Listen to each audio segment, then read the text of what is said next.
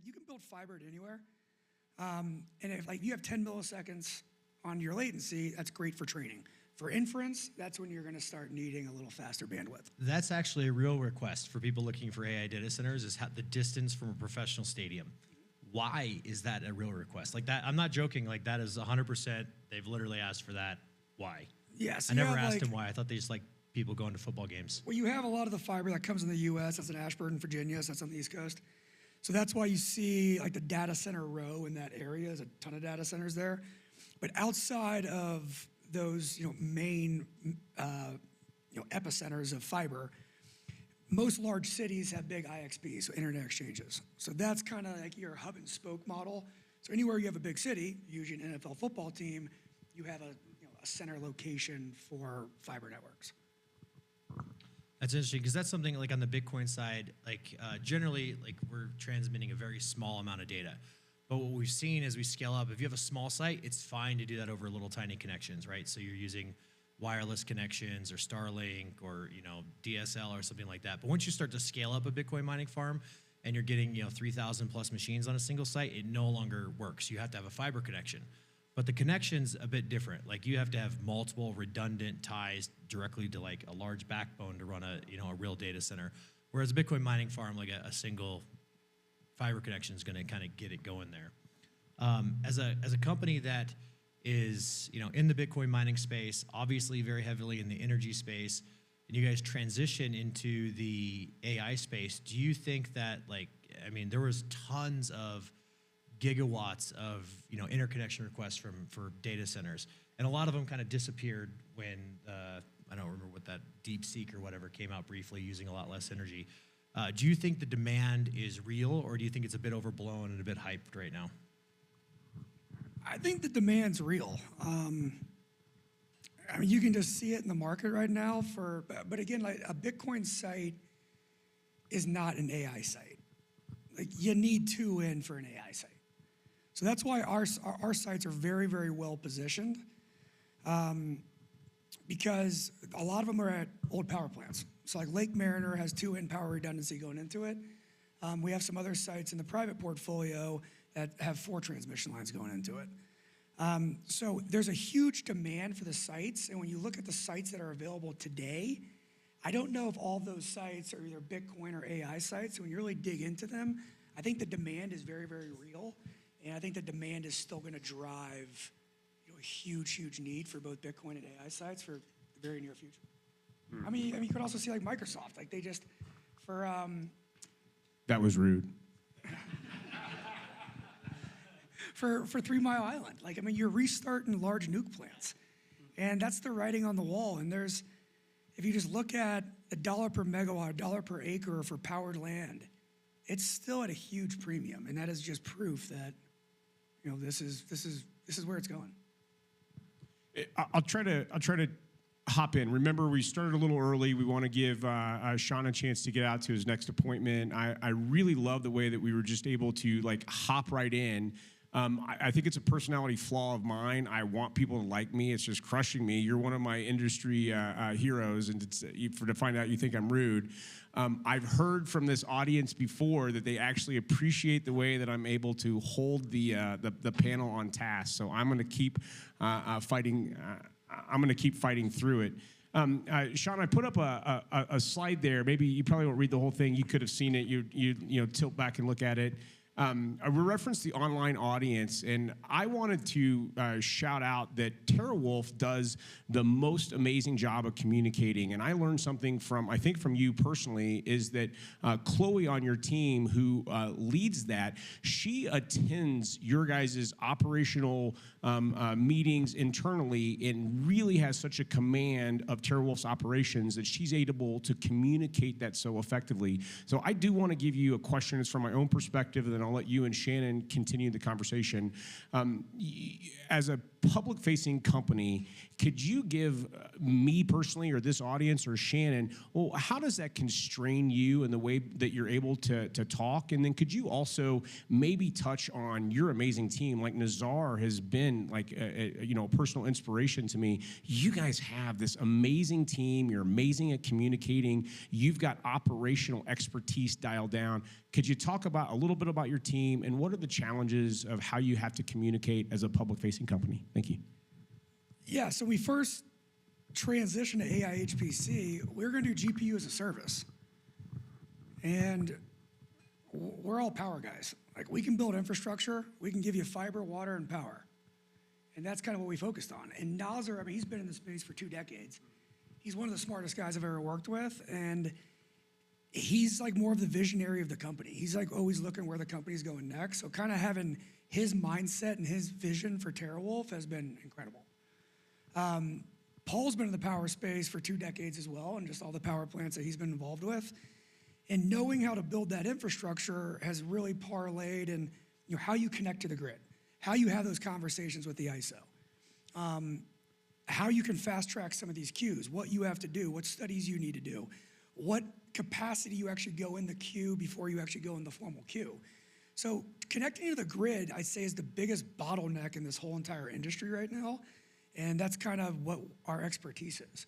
So I really think that's what TeraWolf separates from everybody else. And like, I'll go to some of these conferences, people are talking about like learning models and different algorithms to do AI. Like, that's not us. We're going to build the infrastructure and we're going to do it fast. And I think based on our background, we've kind of proven we can do that. I think that's something that's like an interesting parallel to Bitcoin mining. Is what Bitcoin mining has been doing is doing extremely energy dense computer deployments.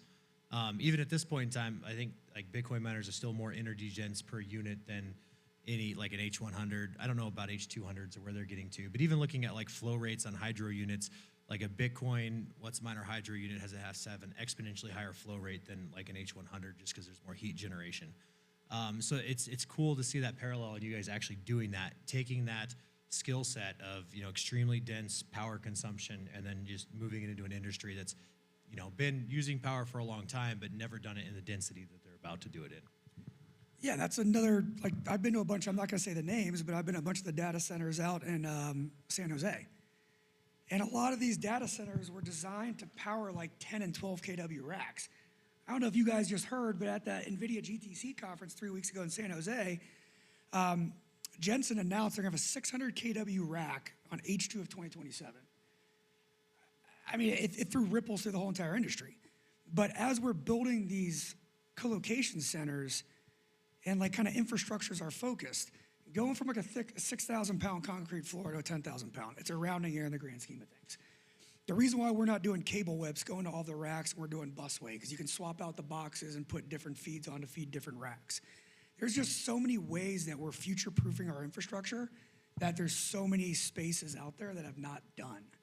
So as you were talking about the power density, I mean, we meet with Intel, NVIDIA, AMD, Penguin, Dell, and we're just like, we're not asking them your H100, your H200. Like, that's literally today, but by the time someone puts it in order, okay, now you got GB200s, GB300s, and then you got Rubin after that. So we're talking to all these teams, understanding what's your 15-year roadmap? And a lot of it's smoke and mirrors, but at least we're getting these ranges. Like, I was told the other day, I thought an 8,000-pound floor was good. They told us we have to design to a 10,000-pound rack. Right now, racks with GB200, to put it in perspective, is like 146 kW. It's like 3,400 pounds, and that's today. You multiply that by 4, even though they say the Rubin's not going to be fully scaled linearly, but still, I mean, you're going to be 4x the power density in a normal rack in 2 years, which is terrifying. But you got to build to it. You got to talk to these people and say, I know it's coming. How do I build that so I'm not ripping out all the pipes and all the electrical and all the fiber here in 3 years? But generally speaking, it's the same form factor. Yeah. How nice is it to have an industry that has a standardized form factor for the last who knows how many years? Is that like versus Bitcoin mining? Especially when you get a minor delivery, and I'm not going to say names, when it shows up at your site and you realize it's slightly larger. Yeah. And all your racks are custom built, welded into place. Or you have laser cut heat wall on these integrated racks. Yeah, it's a bummer. Yeah, it's a little rough.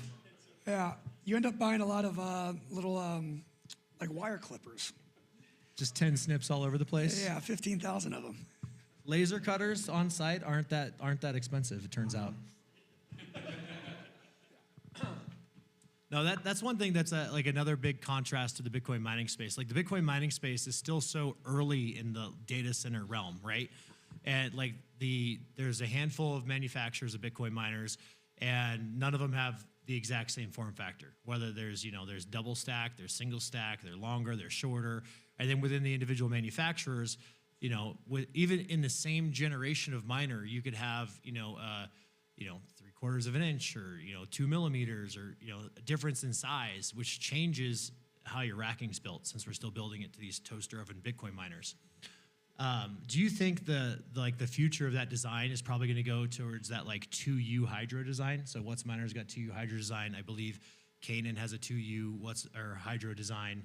Obviously Bitmain's hydro is still toaster. And then that kind of fits the 2U model, at least. It gets into normal infrastructure at that point in time. Do you think that's realistic in the future?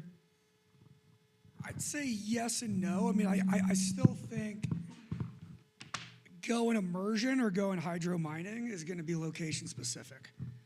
So we ran every 6 months we would run a model based on immersion, hydro, or air cool. So luckily Lake Mariner, it only gets above 80 degrees like 5 to 6% of the year. And we don't have much dust, and the weather's usually pretty good. So for us, we couldn't get immersion or hydro to pencil.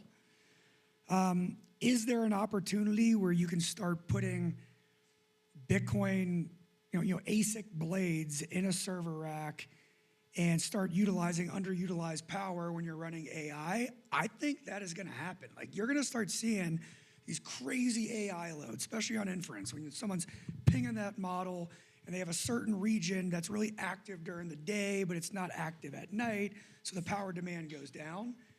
I think there's a huge market for that where you can actually have a lot of your electrical infrastructure run at the top end, but it's going to be a mix of running these GPUs and ASICs to stay at more of a constant power. And electrical power, transformers, that kind of stuff. When you're hitting transformers, these cyclic loadings, you build up the harmonics in the transformers, you kill electrical infrastructure. So the more stagnant you can run at a certain power is better for the whole entire grid. I just want to point out I'm not the only one who said that air cooling is king. I have a bit of a beef with immersion mining, so just, yeah. Long history there. But I think that's something that Bitcoin mining has to do as far as, from a manufacturer standpoint, getting to a point where it becomes more enterprise or institutional, where, even though you're competitive manufacturers, there's still a form factor that's going to help us build infrastructure. Right now, when we build infrastructure, it's looked at as like the lowest cost item, right? It's like, how cheap can I make a Bitcoin mining farm? Because I literally don't know if the next batch of miners I buy are going to fit into that space, are going to use the same wire. Like if I buy a miner running 2,900 watts, and then I have to buy one is running 3,200, and then I'm at 3,600, and now I got some that run at 5,000. It's like, well, I have to have completely different electrical infrastructure as you scale that up. And when you started with S9s, then you go to S19s, and then you're at S21 XP, and then you got Aurodyne. Like it's a pretty big spectrum, and people have to change out that infrastructure. I think it's part of the reason Bitcoin miners, for lack of a better word, cheap out on infrastructure. Whereas the data center space, that it's expensive. There's no cheaping out in the data center world. Yeah, so for a Bitcoin mining infrastructure, we're anywhere from 500 to 600,000 a megawatt. For AI HPC, the industry's all over the place. So it matters if you're going to do gensets, if you're doing tier 3, doing tier 4. So you can be anywhere from like $6 to $12 million a megawatt. So to put that in perspective, but the amount of fiber, the amount of pipe, I mean, it's ridiculous when you look at the underfloor layouts. So that's why also when you hear Bitcoin infrastructure can be converted to AI, that's also not the case. So for Bitcoin, a lot of our infrastructure is long. For AI, you need everything really close together, so you're better off for a square. So there's also certain infrastructure you got to look at, because AI is usually a building inside of a building. So you can do some Bitcoin buildings as AI, but you're most likely looking for the square ones, and you're doing the building inside of a building, and you got to add the liquid cooling. And the liquid cooling's not cheap. I also just recently learned that when they say like direct on chip liquid cooling, they just mean water blocks. So for a long time, I was really confused. I'm like, what fancy damn thing are they doing? And I couldn't figure it out for the save of my life. And I realized, oh, it's still just water blocks. So my kids doing water cooling at home, they're doing direct on chip liquid cooling. They're masters at it. They can make it look awesome. They got the RGB, they got the fan, overclocking the crap out of those things. They're killing it. See you talk to Cool at IT and call it a water block. They'd be pissed. All right, we want to wrap in the next 90 seconds. I'm going to try to squeeze in one more question from my own perspective, Sean. So you guys, you mentioned your cost per megawatt. You're way exceeding like what Compass tries to build at, and you're also operating at much larger sites where we've aggregated together smaller sites. Is if you're, Brad, who's going to be our next guest up here later, built the Micro Minery Club. If you're a small Bitcoin miner and you've got a 5, 10, 12, 20 megawatt site, can you transition that into serving the AI load, or is it too small? Any thought about size of site necessary to be competitive in this space? Yeah, I mean, I guess first question I'll answer is the reason why we're looking at larger sites. We really specialize in coming in for existing coal plants, steel plants, pulp and paper, just larger sites. But yeah, I mean, I think if it's the right power cost and the right location, like if it's a couple megawatt site, I think containers make a lot of sense. If you start getting above like 10, 15, 20 megawatts, we're gonna do a building. But also from economies of scale, like at Lake Mariner, we have 56 people. A lot of the people are doing AI HPC, but we brought a bunch of people back from the coal plant. So we prefer larger sites, we prefer buildings. We just think buildings are more economical when you're building it out. But I mean, I can't say locations, but we're talking to many behind the meter, different sites. I mean, like our net is spread extremely widely. So depending on what the power mix is, where the site is, you can do containers if it's a few megawatts, 5 megawatts, 10 megawatts. But again, when you get above that, you're starting to get larger transformers, you're starting to get larger panels, higher capacity breakers. It makes sense to go towards a building. Thank you. I think let's try to wrap here for a moment. We'll let Sean get off the stage and get out of here. I'll probably go back to the front of the slides and start some basic introductions. You guys can get refill your beer, a little bit more food. We're going to keep the live stream going. So before we say goodbye to Sean, like one of the reasons we built this meetup is to welcome the mining community.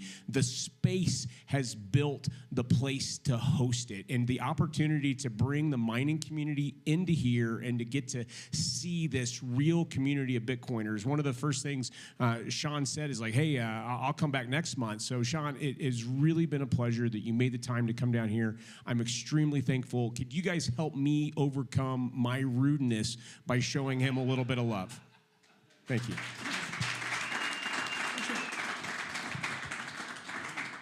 All right, so seriously, please squeeze in a question. I think Sean's going to be working his way out. We'll try to answer it.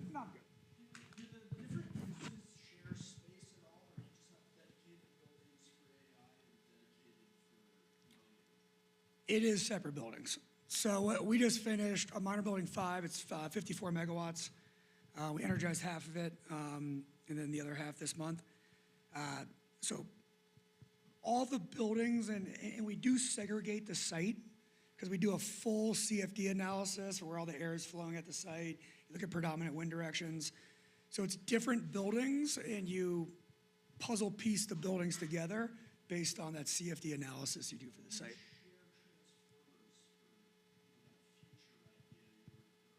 Yeah, it's a great question. So at Lake Mariner, that was an old coal plant.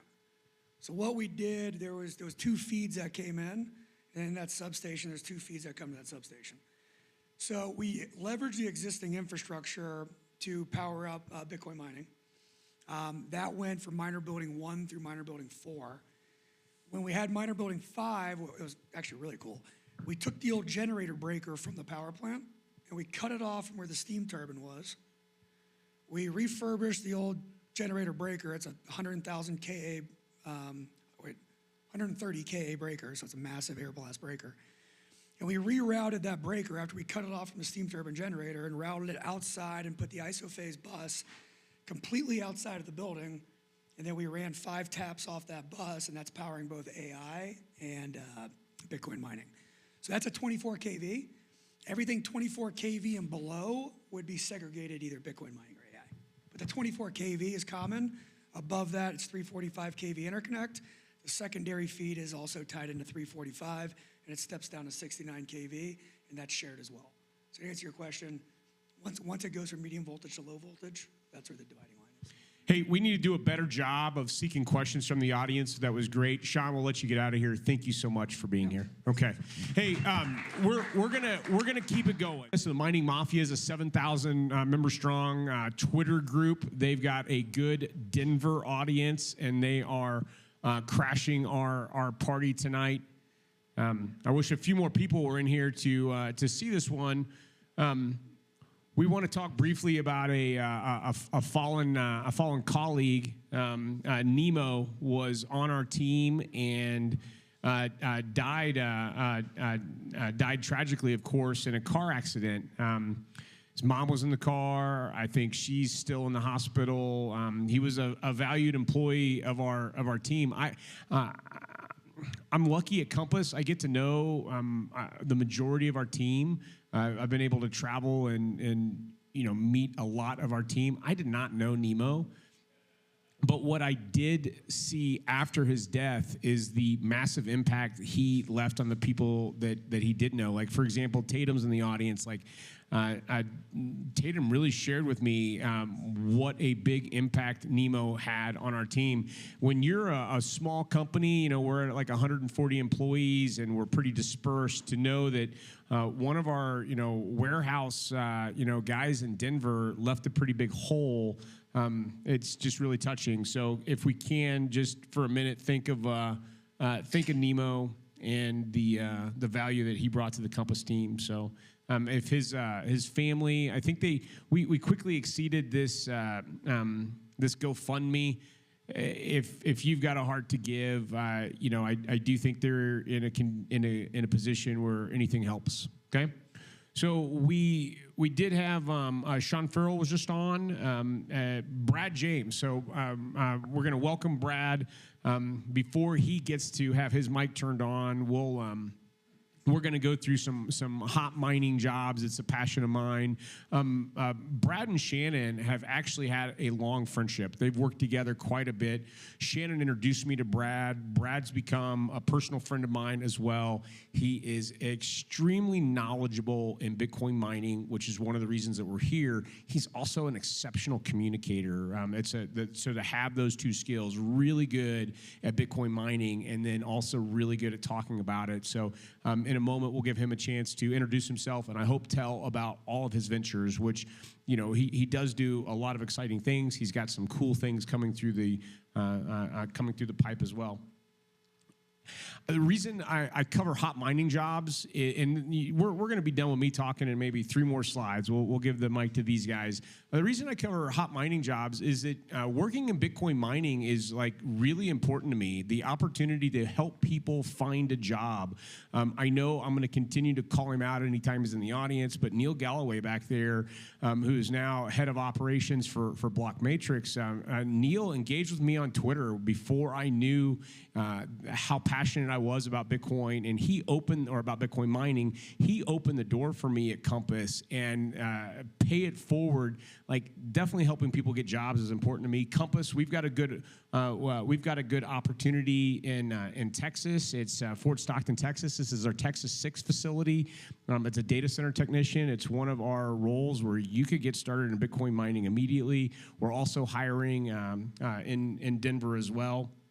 There's a few other jobs. Giga, who's one of our partners, they're hiring on the account executive. So this is a sales role for their infrastructure, electrical infrastructure, mining infrastructure. They've got a really phenomenal culture and an amazing team. Phoenix. So if you guys don't know Phoenix, they're massive movers. They've got deep capital coming from the UAE, and they're hiring for an assistant operations manager in Texas. And unfortunately, Sean left before I could show off the posting he had made. That Beowulf is also hiring. So I'm going to click through those few slides for TerraWolf, and now let's transition. Brad, you flew to town yesterday here in this very building today, you took advantage of the space and you held a microminery club. I've had the mic for way too long.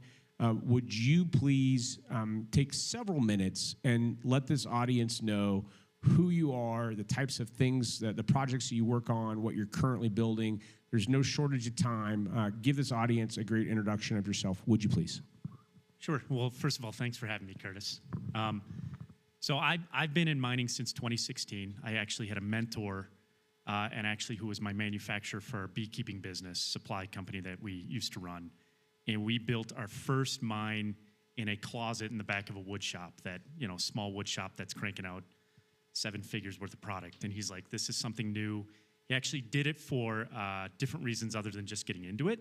But over the course of time, over a year and a half, he's like, hey, this is the future. This is where it is.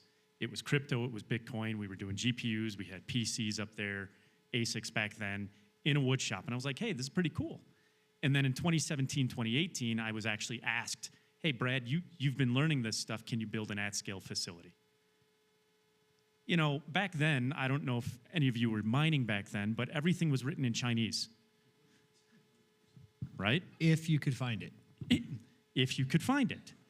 So literally pulling this stuff and going, okay, we've done this closet. How do we replicate the closet over and over and over again? And so we did that in a warehouse in my hometown.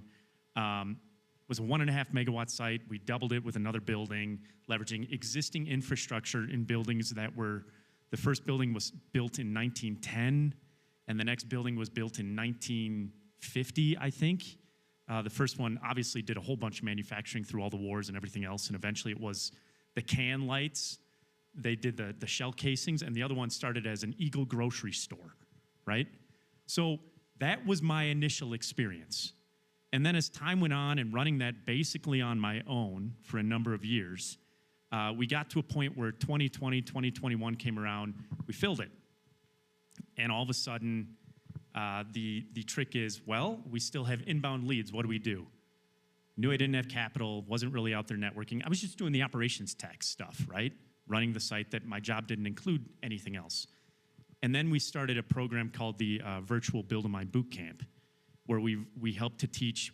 Since then, we've taught over 500 students, and we've helped to launch 43 sites all over the world in some capacity through that programming. Either they came through that program, or then they hired us on to help with consulting, building it out, everything else. And now we have a solid community of what I would call small business, Main Street business owners that meet every single Thursday at 10 a.m. Central, 9 a.m. Mountain, pick your time. And every Thursday we cover a topic or we bring in an expert. And the idea of this now is it's not just me teaching this stuff. Like Keith is here from Colorado Filter. He's taught about filtration a number of times. Neil's been on. Shannon, you've been on there once or twice. And the whole idea is that my mission is that we've got giant companies, and those are great. But in any industry, you have to have balance across the board. There has to be diversity. And I've been doing this forever, hence why it's called the Microminery Club, right? In Wisconsin, where I'm from, what do we make a lot of? And?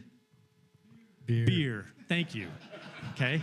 In fact, Sean and I were talking about one of our mutual friends, Henry Schwartz, who founded Mobcraft, and I was a part of that whole thing back in the day. But you have to look at it, and I said, we need not just the plebs and the big guys, there has to be the middle ground. So since then, we have worked with all of these Main Street business owners, and these are people who are former real estate agents, maybe they've got a title company, maybe they've got a small manufacturing company, whatever it is, and they're adding this into their portfolio of small businesses. And so through that, we've built this solid community of high-character individuals that want to see everybody succeed, and we're nearing, I think the last calculation, we're nearing, if we tally it all up, probably about 250 megawatts in deployment around the world, right? And not just in North America. We've done sites down in South America. We've got a pilot going on down in Argentina. We've helped with sites in Canada. We're helping with a site in Europe, right? We've done the gambit, okay, guys? And we've learned a lot of things that have gone wrong. In fact, my motto is, when things go wrong, not if, right? Because we've all been there. And that's why, when you asked me to talk and Tatum's like, what do you want to talk about? I was like, well, let's share some war stories and how we're still here. Because that's fun. It's not always fluff, right? I mean, I don't know how those TerraWolf guys' deployments went on, but I have been lucky enough to see 20 to 40 Bitcoin mining farms come online since 2017. And I don't think I've ever seen a single one of them hit their actual online date. From multi-100 megawatt sites down to 2 megawatt sites. And, you know, just adding to that, like obviously we announced our site in Iowa that we've been building from the ground up. Supposed to energize a little while ago. I'm hoping it energizes next Wednesday, knock on wood. There's always something, right? It could be you have the wrong color of tape on your wire at a transformer that causes a delay. It could be you know, an actual issue in which you maybe didn't meet ground compaction somewhere. It could be you know, the electrical code in the area you're in just went from 2017 to 2020, and now you got to make adaptations to that. You might have 100% UL listed components, but you don't have a full UL certified system. And then there's some places that don't care, they just look the other way, and then you have delay issues because things just don't work. So across the board, like delays are common in this industry. Just like Brad over here, a lot of people got into this from a different place. Like most people, no one in Bitcoin mining today came from Bitcoin mining. They came from some other industry. And they all had to learn this from the ground up one way or another, whether it was through one of these jobs where they started, you know, as a tech in a place or, you know, working as a sales guy in a place. They learn the business, they learn the industry, and they grow within that industry. So when you're coming from a place with no formal education, you got to put these things together. There's a lot to learn. And even when you think you've got a good handle on it, you're going to learn about 10 more things. And then when you got those down, there's about 10 more. And then they change, and then you're wrong. And then you're wrong. Well, I mean, I joke, guys, but it's not really joking. Since doing this, everything that I've had to learn, and that's where networking in the first site that we built shouldn't have worked. The Cisco Meraki guys, when we were scaling up, they sent one of their network architects over to our site, and they looked at how we were wiring the racks and the cable and the Ethernet, and they're like, you know, this isn't supposed to work, but somehow you made it work, and you've got things being held up by wire and duct tape and cable. He's like, I think I'm going to call you MacGyver from now on, right? And I think all of us have had that at some point in time, and a lot of this, it's still that way, whether we want it to be that way or not. And unfortunately, I think we're getting to a point where we're going to have to start looking at it a little differently as this scales up and we get more people in it. I don't know about you, but the first horror story I had was when we were using one-ton air, like home air handlers to dump air into racks through a pipe that we custom built and had a custom filter box on this thing that looked like a cube, and it was sucking air in and dropping it in the top and then exhausting out of a 2 foot by 4 foot by 6 foot rack, okay? And we put restaurant covers on it and cut holes and put pipe out the backside. And all of a sudden, you were talking earlier with Sean about the form factor and everything.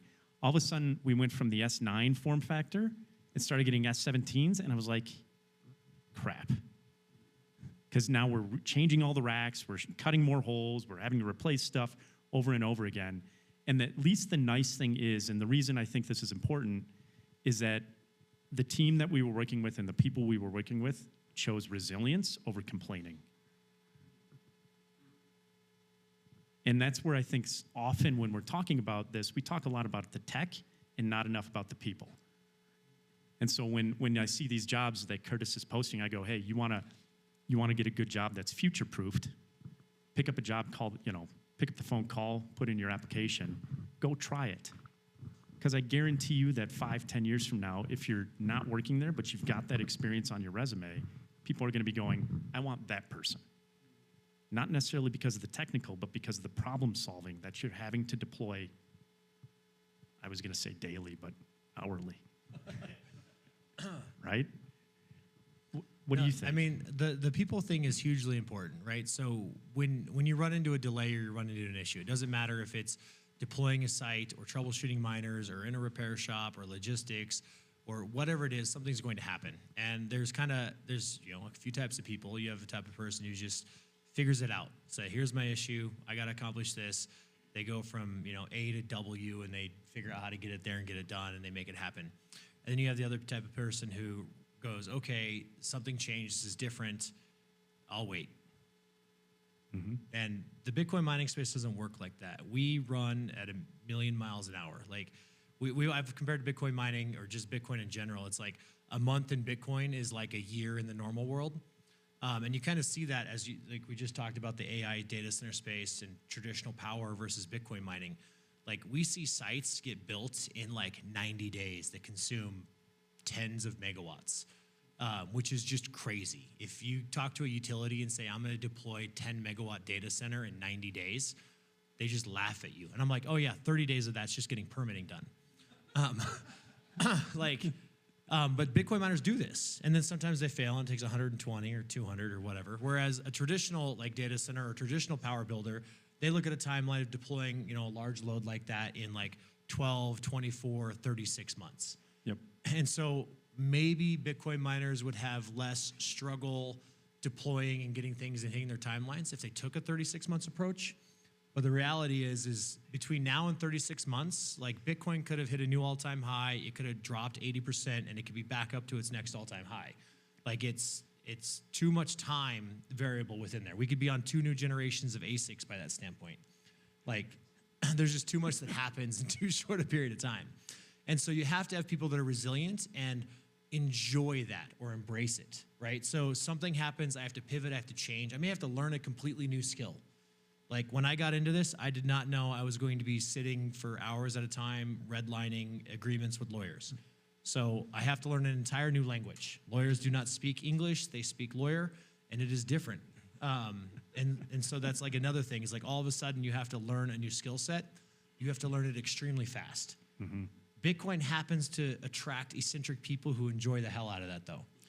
Like that's one part that's kind of interesting. Yeah, you're a masochist. Get over it. Not me. Exactly. So what, I'm just curious from your perspective, what's been the biggest thing that you've had to overcome in like troubleshooting or getting something up and running? I mean, I've got my big one. I don't know if you got the pictures. Tatum? Biggest? Yeah? Yeah. I'll just, this is, so guys, this was, I think 2020, 2021. I don't remember. I kind of blocked it out in timeline, put it in the back. No, yeah. It was actually 8/10. 8/10 was actually the date, okay? 3 days after my birthday. So this happened, this was tail end of COVID, right? But the sites that we built early on were tied into other use cases, right? Because we were just centralizing the power of, this was a 235,000 square foot warehouse, okay?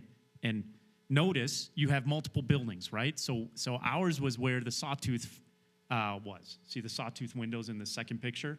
That's where majority of our equipment was in this building. The rest of the building was filled with logistics company storage. And most of it at the time was, how many of you have like aluminum cans right now? Can you hold them up? Right? All of you know how those are made, where there's one company that makes the exterior can, and then they fill it with rubber on the inside, more or less, to make sure things stay good. Most of the building was filled with that, okay, of the 235,000 square feet. Now, this was a multi-tenant building, so we had, there was a contractor in here, a plumber, right? It was good mix, like basically shared storage, shared communal, or like small storage condos would be probably the best way to put it. This happened. The insurance company doesn't actually know what started the fire, okay? But you've got bus systems running throughout the whole thing because there used to be a foundry and everything else. And it started at the north end of the building. And literally, I was in a car accident the year before in December. I was in the doctor's office with figuring out what's going on, and I get a call from my partner twice. He knows the rules. So we've got a rule in my business where if you're good, send an email. I'll get back to it, in 3 to 5 days. If it's urgent, like 24 to 48, shoot me a text. If it's an emergency, you call me twice, and then you text me fire. And honestly, that came from this event because that's what he did. He called me twice as I'm in the doctor's office. I'm not going to pick up the phone. I'll deal with it later. And then literally the text came through that said fire. And I picked up the phone and I called and I drove from Milwaukee to Fort, and you could see this cloud literally. I was in Johnson Creek, and Fort is like 15, 20 miles south. You could see it from the interstate when I got off, okay? 5-alarm fire, 23 fire departments. The thing burned for like 3 or 4 months. Luckily, it only burned on the north end. But they cut the power, okay? So now we're a colo facility. So clients' equipment all of a sudden drops. We deploy a crisis management PR plan. Luckily, I've got a really good team, and we're really good at our client communication and getting back and communicating. Some of our main clients are like, what's going on? And everybody was understood because it's a fire, right? But at the same point in time, after this, what we learned is we had some racks on the north end because we were using sporadic transformers throughout the building, right? We didn't lose too many miners, which was really good. And the fire stopped, but now we're down. How many of you have been part of a fire situation and know how fast the insurance company moves and everybody moves to re-energize and get you back up and running? Okay? What we did from here is we were decommissioning the second building that I told you about, the old grocery store. That was all taken apart. We reassembled that in 10 days and got everybody back up and running. We had 1.5 megawatts back up and running in 10 days. But the thing is with this, is that I think the more people that enter and the more people that are in the space, the more catastrophic stuff is going to happen, and the more people are going to look at the industry very differently. And if you guys as a human can't handle the aspects of that, because we were getting phone calls going, why are you running a data center in Fort Atkinson? You shouldn't be using all this power. It's 1.5 megawatts, guys, right? Like, one, people don't know what they're doing. The news reporters are like, it's a data center, millions of dollars of equipment were lost, all of this stuff. And you're like, you don't even know what's going on. Let alone showing up to this and trying to get in there to see, and the cops wouldn't let you in the building to see what the hell was going on either on the south end, even though you're basically a football field and a half away from where the fire is. So you're not only that, but emotionally dealing with it and going, oh crap, what do I do, right? Tie that into the new building, and the other new building had the transformer drop that was on site 3 times, and we had to have the power company come out 3 times and shift out a broken transformer. So I say this all not to it's a cool story, right? 1. 2, if you haven't seen this type of stuff yet or heard about it yet, that's because people are keeping it quiet. How many of you know J.P. Barrick? Yeah? JP had this happen at his site. It's John Paul. Okay. Thank you. I was just told this too. I've been calling him John JP Paul. for years. All right. John Paul. So, but that's the type of stuff where in a community where this happens, you have to have a sense of resiliency. And if it's not one of your core values, you probably need to find a way to get it in and use it as part of your vetting when you're hiring people. Luckily for me, I have a great support group, and they all came. We had somebody fly in who helped with the electrical. We had a whole group of people come in and move the miners manually, pull them out, unrack them, right? Think about it. Everything's got to get unplugged. Everything's got to get pulled out. Everything's got to get moved. While the other site's being assembled, everything's got to get moved over there. The network's got to get reconfigured. Think of all the steps. Think of all the steps of spinning up a site in 10 days. I call a couple people that are sitting in this crowd. I buy them some plane tickets, Yep. and then they go over there, and the site is set up in 10 days. There you go. Have you? What's your story? Yeah, exactly. Don't try to one up. It's tough to beat.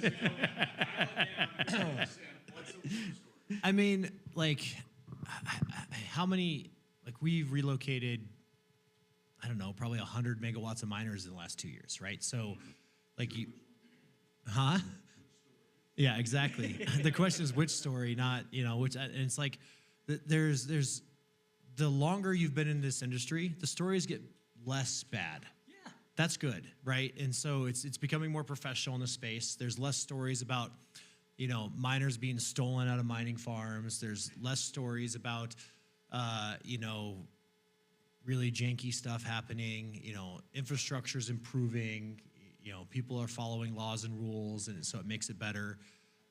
Some bad actors have been washed out of the space. But I think when it comes to, Bitcoin mining, I've seen, transmission level substation failures, right? So these are very large transformers, and they stop working all of a sudden.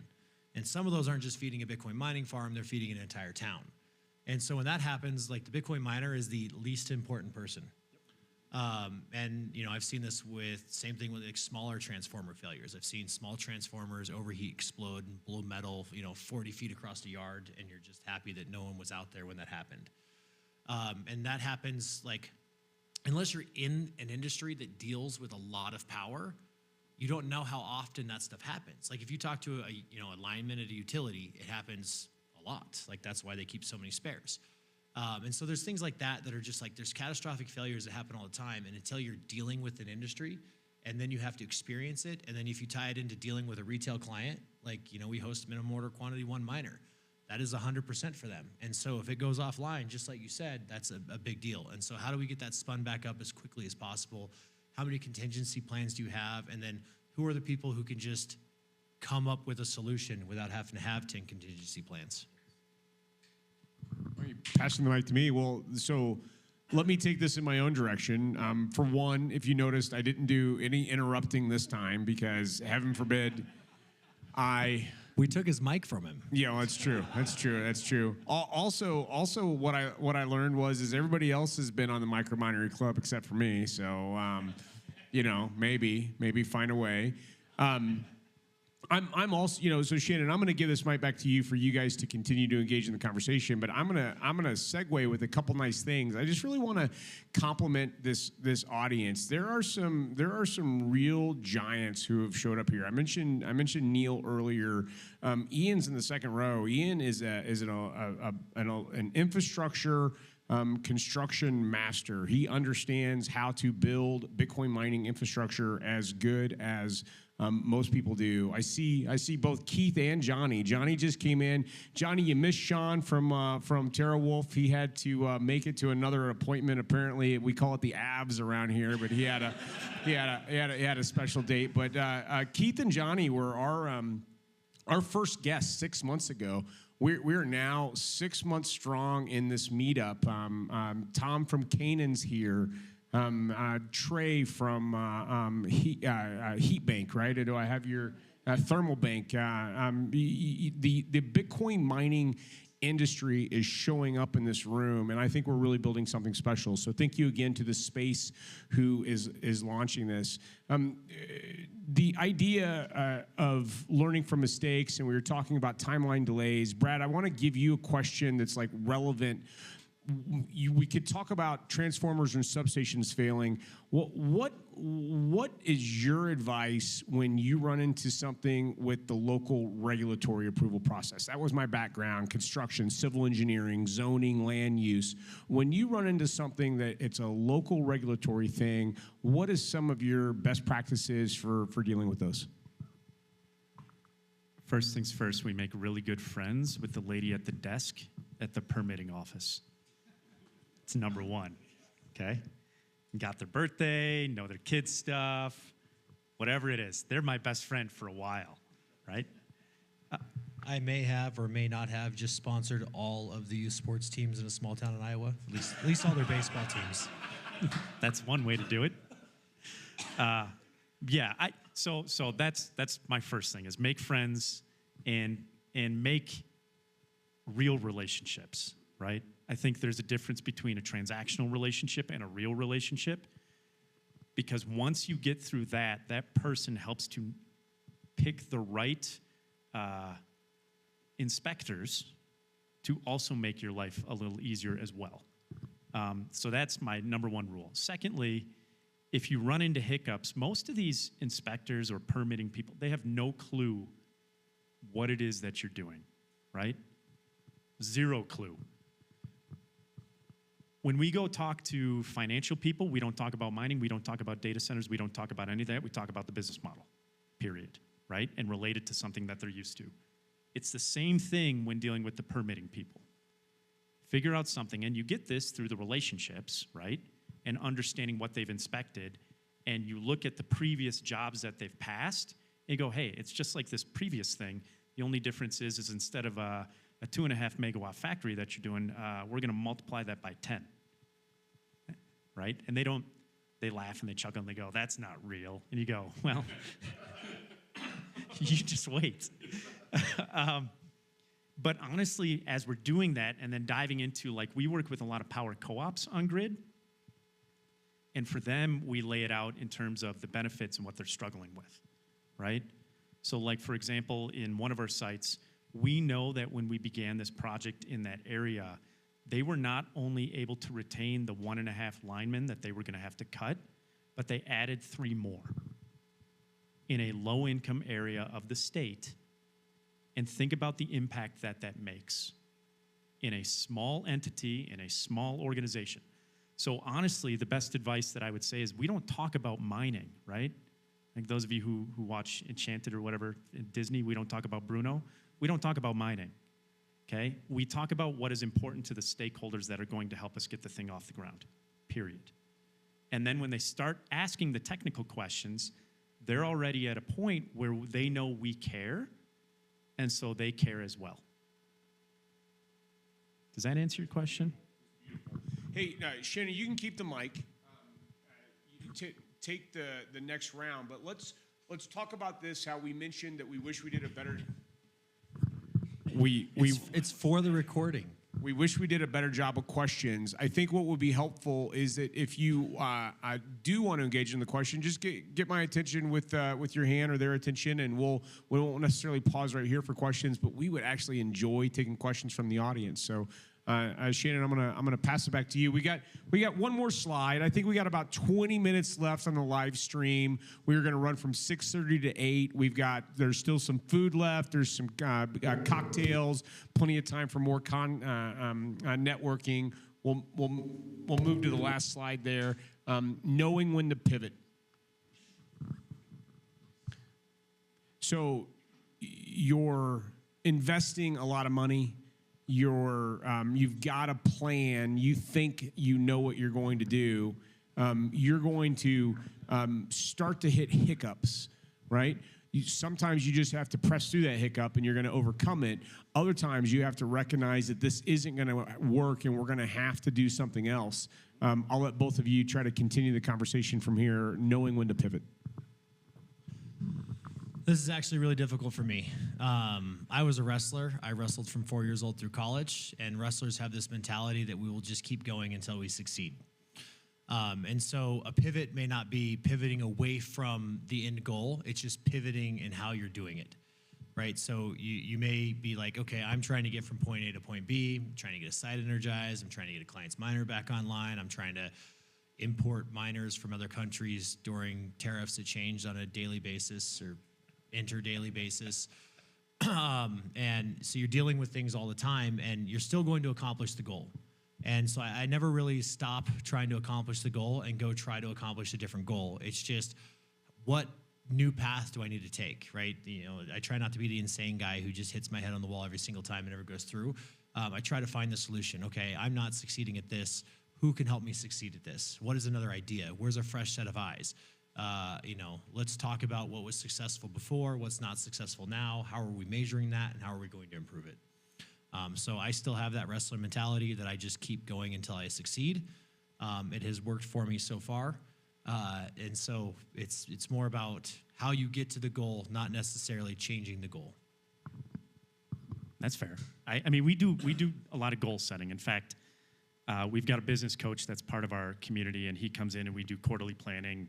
We actually back off and we dive into different things, 4 C's, customer acquisition, cash flow. Of course I'm going to blank on the third C, customer retention, and then culture and scale. And so everything that we do is based around the business and the application of what you're doing, as well as the technical, right? Because often people are entering the space. Why? Why are they entering the space? Somebody have an answer for me? Make money, right? These greedy Bitcoin miners. These greedy Bitcoin miners. Chicks dig Bitcoin, right? That's what I'm hearing. Chicks dig Bitcoin. Funny story, tangent. Natalie, my much better half of 10 years, now laughs at me every time we're driving. Like, I'm not a car guy, but I will call out electrical equipment left and right, and she's like, you're such a nerd now. Why can't you like cars, right? Yeah, exactly. Look at that substation. It's huge. Anyway, There's an empty bay. Can we pull over? exactly, yeah. Anyway, so we talk a lot about plans versus planning, okay? This is one of those skill sets that we dive into in the Build a Mind Virtual Bootcamp and what we do with our regular Microminery Club members. The planning happens every single day. Our best performing sites, when they have large teams, have daily stand-ups where every single day they're doing planning for the day and then recapping it at the end of the day and then explaining it again tomorrow, right? That's a skill set that we run regularly. My hope for every single site that we work with and all of our clients is that the owner-operators don't have to be an owner-operator, they just can become an owner. But part of that is instilling in some of that staff below them that mentality that you have, right? The wrestler mentality of, hey, how do we actually get this thing done without having to ask the bottleneck, which is for a lot of you who are in here, you become the bottleneck. Well, when you're trying to pivot away from things, and we're talking to some of these people who are trying to look at money, sometimes I will tell them, hey, maybe this site wasn't in the cards. Maybe this fleet deployment wasn't in the cards. And that's okay, right? So when pivoting away from it, you're doing the planning, you're looking at it regularly, you're following what you're drafting, but every single day, my mentor who got me into mining always laughs at me because I used to plan everything. And he always would joke with me when something would fail, which would be on a weekly basis, and he'd go, hey, best laid plans, right? And I'd be like, yep. I still don't have that figured out yet fully. But I think when we're talking about this aspect of trying to achieve and figuring out when to pivot, you have to go back to the root goal and the root mission of what you're trying to do, period. Because if you're going to continue to run into the brick wall, you're just going to get hurt. And that's something that I think everybody in here is probably, I don't see any women in here. So yes, all of you, right? Continue to run into the brick wall over and over and over again. Don't do it. Be smarter than that. You'll be better off if you think about, hey, is it still feasible? Do I have enough of a lifeline to get it done, right? Do you have enough of a runway to make sure that you're not in significant pain in an industry where the price can go up 80%, the price can go down 20%, and you're still trying to get a construction project done? Sometimes it's best to ditch the project, even though it might seem like a loss, because that hurts your ego and your pride, right? But it may not hurt your pocketbook as much, and it'll give you enough to jumpstart it again later or go and find an alternate solution. Brad, I'd like to continue on that. So you lead Mining with Brad, Microminery Club, diverse types of business owners.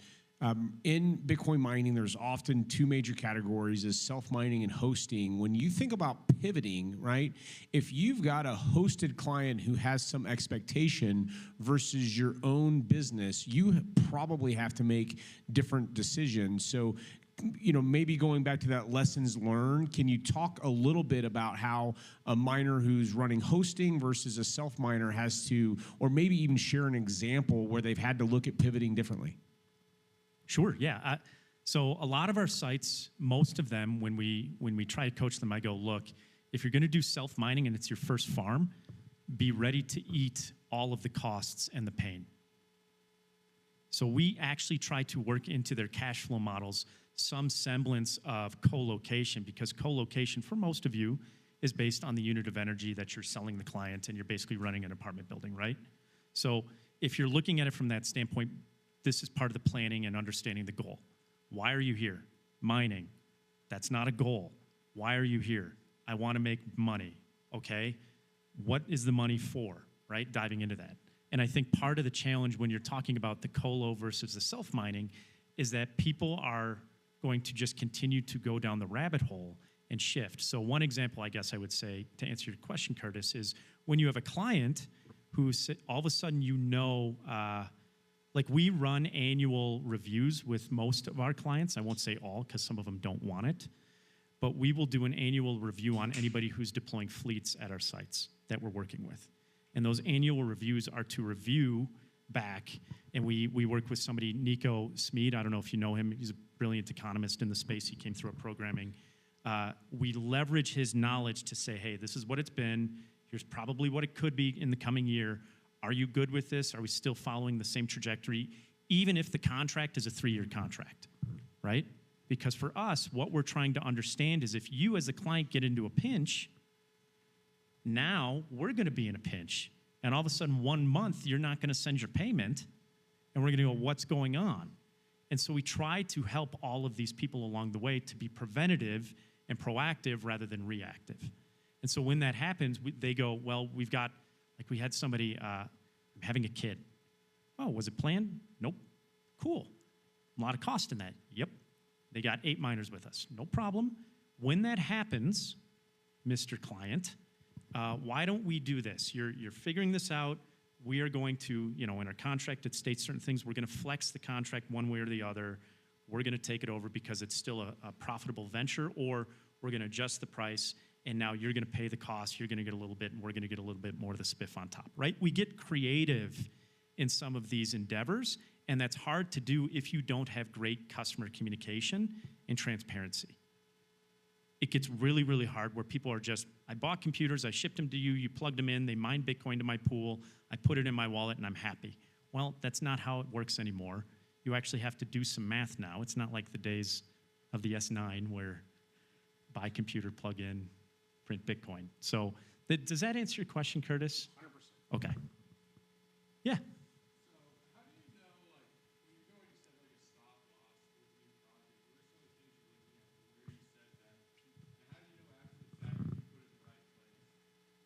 So just to repeat the question is, when you're going into a new project, how do you set your stop loss? How do you know, and how do you know after the fact whether you put it in the right place? So when we're addressing vetting sites, right? So you're talking about taking a greenfield or picking a site and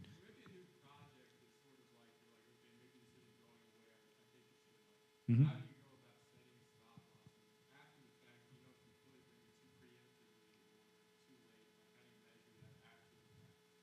Really good question.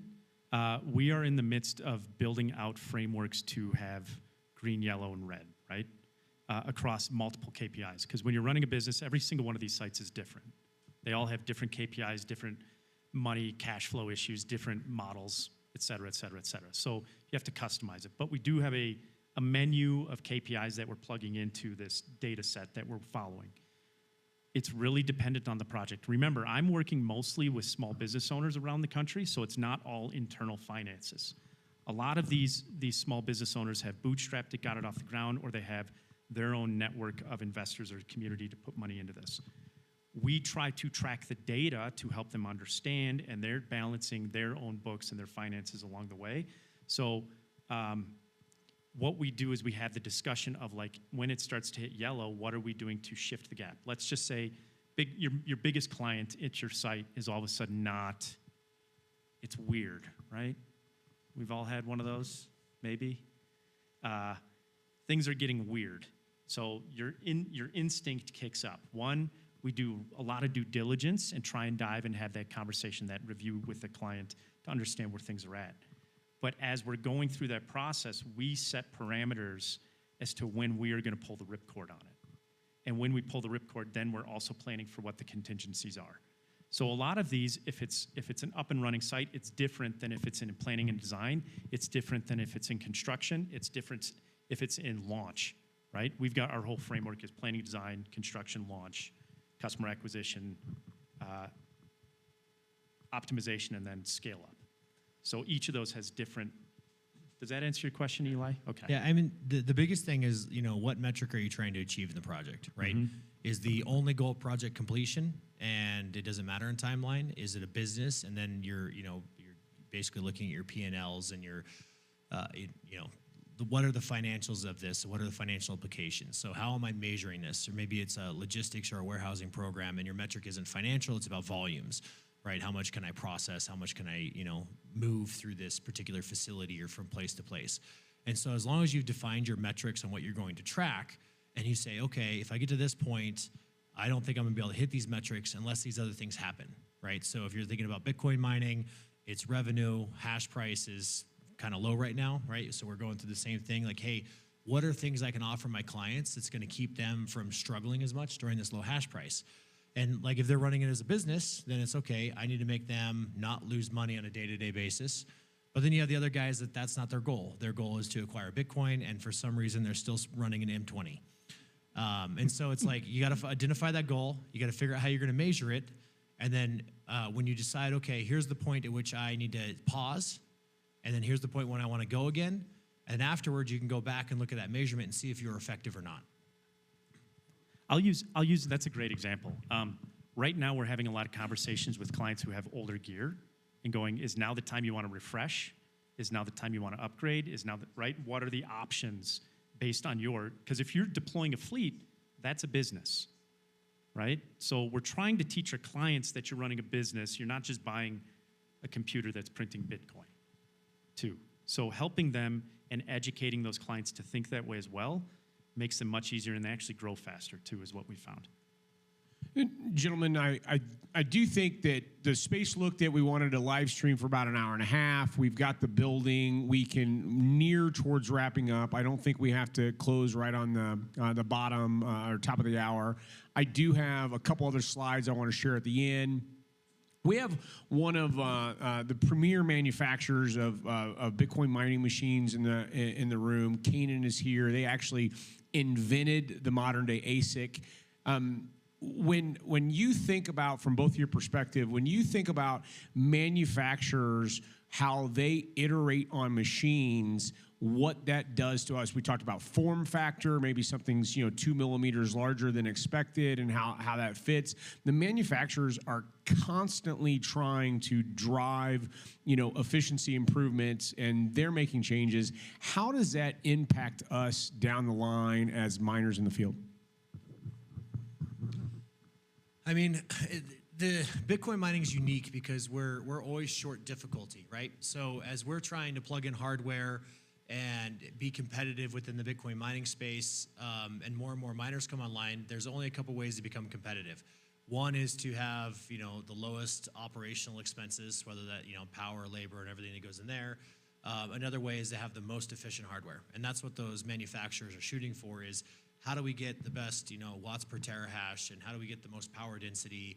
And these pieces that are going to allow the companies that are mining Bitcoin to be competitive and have that as part of one of their differentiating factors in our inevitable fight against increasing difficulty. And so I think it's always going to be this concept of, unless we run into the end of Moore's Law or something, there's just going to be this constant hardware upgrade that we see this in every, technical industry. That's why there's this thing called Moore's Law is what are these improvements going to be over time, planning for that, scaling for that, and then making sure that we're getting as much information to be able to plan for that into the future. And that's the biggest thing, is planning and being able to balance your operational expenses with the efficiency of the hardware that's coming out in the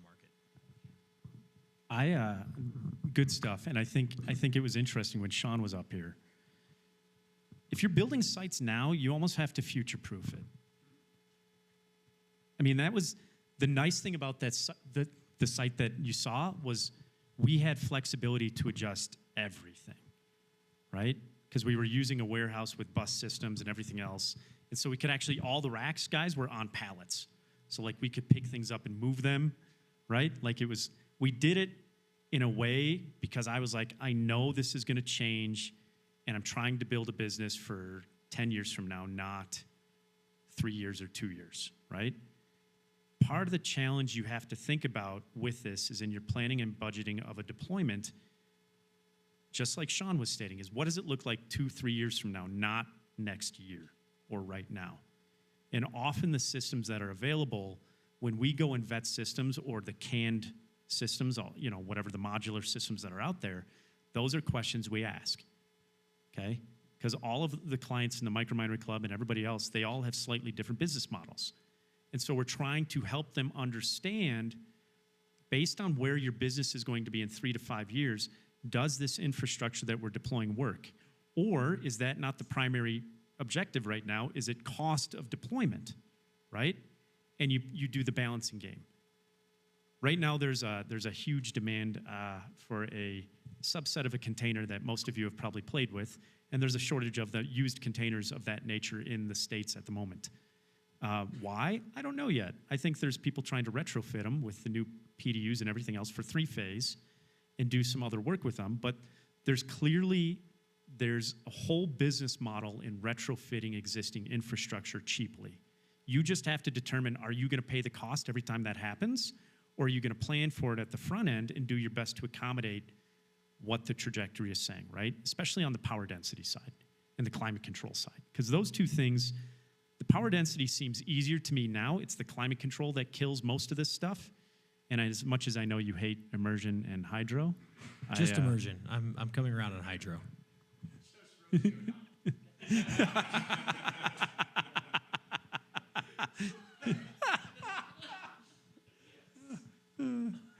She might say that's rude. But I think that's where you guys have to like really dig into the planning aspect of it. And once you're in planning and that's part of the muscle, it's easy to iterate on all of these pieces as you go along, right? Like now, it's part of how we build talent at each of these sites.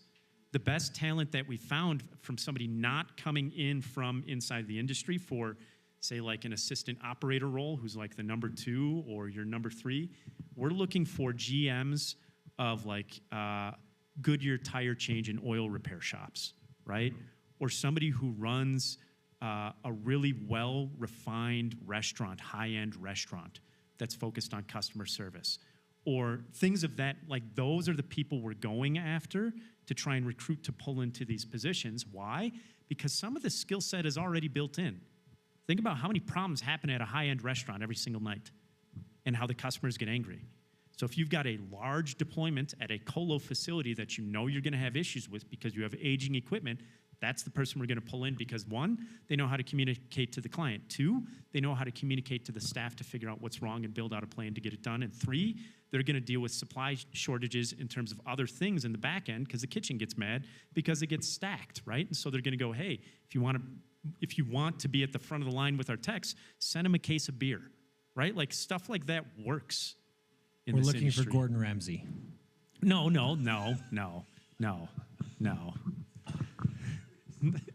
Okay, let's move towards the end, and I think the live stream's still going.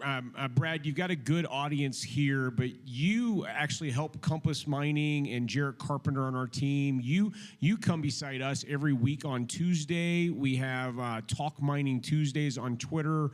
I mentioned you are an exceptional communicator. I want to tee up one story and then let you close. And honestly, I just encourage you, the camera's right up there. Speak to the online audience as well. Brad, you bring a tremendous, all right, they're listening, and the sats are coming in. Brad, you bring a tremendous amount of knowledge to our industry. If people want to work with you, like literally, is it just the Twitter handle, or do they go to your website? But I want to end with one question and then a few slides to be done here. Wyatt's going to come up and save us. Going to turn off the telethon. Brad, have you? It's like the music. Yeah, at the Oscars, it is. Right? Brad, Get off the stage. you wear a lot of hats. And maybe you're not allowed to speak of this, and I'll pretend that I'm ignorant. But have you ever been hired to be an expert witness for an insurance lawsuit? And then close out with some information about how to get in touch with you. That may have been something that I've had to accomplish in the past. Guys, if you want to work with me, I'm pretty easy. Hopefully, those of you who know me, I'm an open book. I want to help. You can reach out to me directly on Twitter, BJJames23. Come to Talk Mining Tuesdays on Spaces, on X Space, whatever it's called, Twitter Spaces. X, sorry, Elon. Come listen, because we're talking, Jarrett and I talk about the technical, we talk about how the economics affect it. We're not talking, in the mining mafia stuff, they send a lot of people because the mining mafia crew are all of the traders investing in the pubcos, but most of those traders don't actually know how these companies work.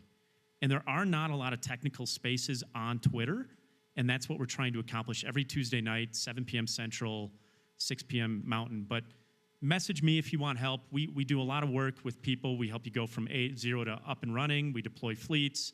We help source and build solutions that are custom. We do wear a lot of hats.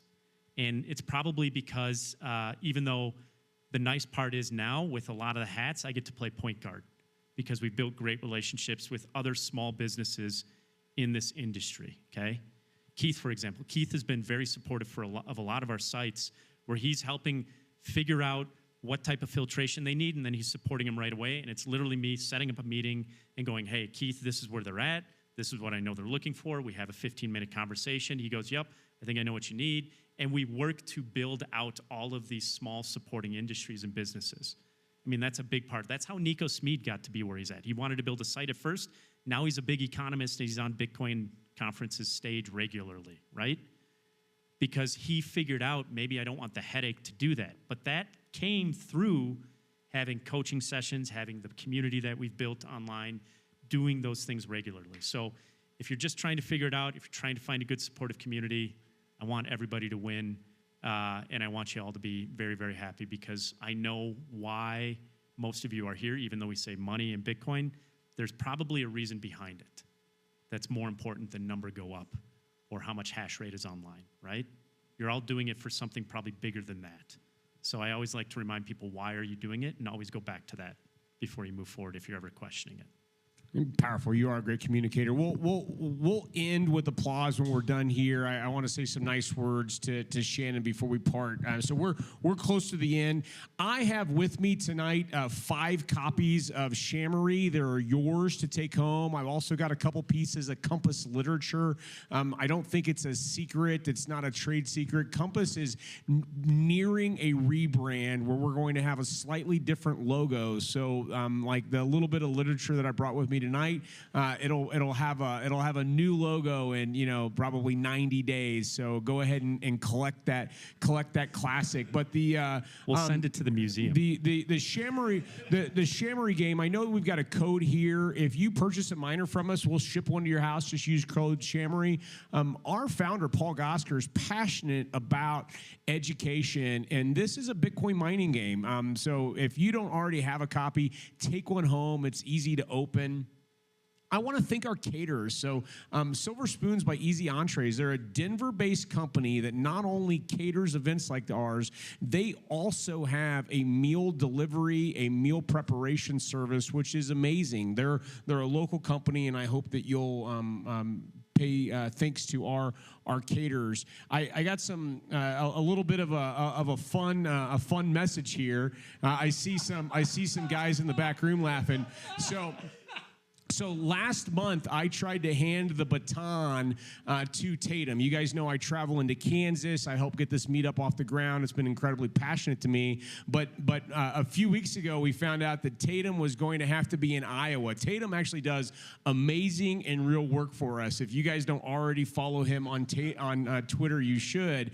But he was going to be in Iowa, and I'm like, okay, no problem. I'll come back. So here I am. But then his role changed. Well, Tatum has a boss. That's Vishnu sitting right over there beside him, and I'm like Vishnu. Listen, you're either going to be in charge, or we're going to figure out a way to make sure that Tatum can be here. And he's like, and you got it. Yes, Tatum is on a swinging motion with his travel. That being said, I can make it standard that he is not traveling second Thursdays of the month. So when you come back next month, which is Thursday, May 8th, we'll have Tatum here in the hot seat again. I want to close. I do want a round of applause, but before, and I want to speak from my heart.